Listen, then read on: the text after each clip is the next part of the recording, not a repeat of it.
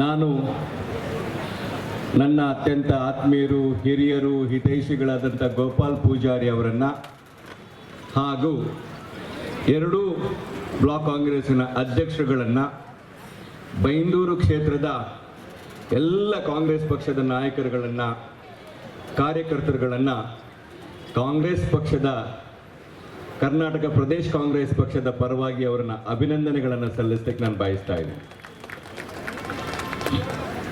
ಗೋಪಾಲ್ ಪೂಜಾರಿ ಅವರನ್ನು ಸುಮಾರು ಒಂದು 25-30 ವರ್ಷಗಳಿಂದ ನಾನು ಭಾಳ ಹತ್ತಿರದಿಂದ ಬರಲೆ.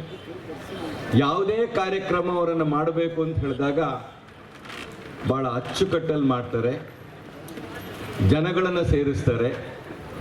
ಅದು ಕುಂದಾಪುರಕ್ಕೆ ಅಲ್ಲ, ಬಹುಶಃ ಇದು ಉಡುಪಿಯಲ್ಲಿ ಕಾರ್ಯಕ್ರಮ ಆಗಬೇಕು ಅಂತ ಹೇಳಿದ್ರೆ, ಜನ ಬರಬೇಕು ಅಂತ ಹೇಳಿ ನಾವು ಗೋಪಾಲ್ ಪೂಜಾರಿ ಅವ್ರ ಹತ್ರ ಹೇಳ್ತೀವಿ. ಮಂಗಳೂರಿನಲ್ಲಿ ಮಾಡಬೇಕು ಅಂತ ಹೇಳಿದ್ರು ಗೋಪಾಲ್ ಪೂಜಾರಿ ಅವ್ರ ಹತ್ರ ಹೇಳ್ತೀವಿ. ಎಲ್ಲ ಕಾರ್ಯಕ್ರಮಕ್ಕೂ ಅವರು ಜನರ ಜೊತೆ ಇದ್ದಾರೆ, ಜನರು ಅವ್ರ ಜೊತೆ ಇದ್ದಾರೆ. ಆದರೆ ಇವತ್ತು ನನಗೊಂದು ಕಾಡುವ ಪ್ರಶ್ನೆ ಏನಪ್ಪಾ ಅಂತ ಹೇಳಿದ್ರೆ, ಗೋಪಾಲ್ ಪೂಜಾರಿ ಅವರು ಚುನಾವಣೆಯಲ್ಲಿ ಯಾಕೆ ಸೋಲ್ತಾರೆ ಅಂತ ಹೇಳ್ಬಿಟ್ಟು. ಇದೊಂದು ದೊಡ್ಡ ಯಕ್ಷ ಪ್ರಶ್ನೆ ಆಗಿರುತ್ತೆ. ಜನರಿಗೋಸ್ಕರ ತನ್ನ ಇಡೀ ಅವರ ಜೀವನವನ್ನು ಮುಡುಪಾಗಿಟ್ರು. ಬಹುಶಃ ಯಾರಿಗೂ ಅವರು ಇಲ್ಲ ಅಂತ ಹೇಳಿದಂಥ ವ್ಯಕ್ತಿ ಅಲ್ಲ. ಇಷ್ಟೆಲ್ಲ ಇದ್ರು ಚುನಾವಣೆಯ ಮುಂದಿನ ಚುನಾವಣೆ ಆಗೋ ದಿವಸ ಅವ್ರಿಗೆ ಸೋಲಾಗುತ್ತೆ. ಇದ್ರ ಬಗ್ಗೆ ನಾವು ಆತ್ಮವಿಮರ್ಶೆಯನ್ನು ಮಾಡ್ಕೊಳ್ಬೇಕಾಗಿದೆ. ಈಗ ಹಲವಾರು ಬೇಡಿಕೆಗಳನ್ನು ಅವರಿಟ್ರು.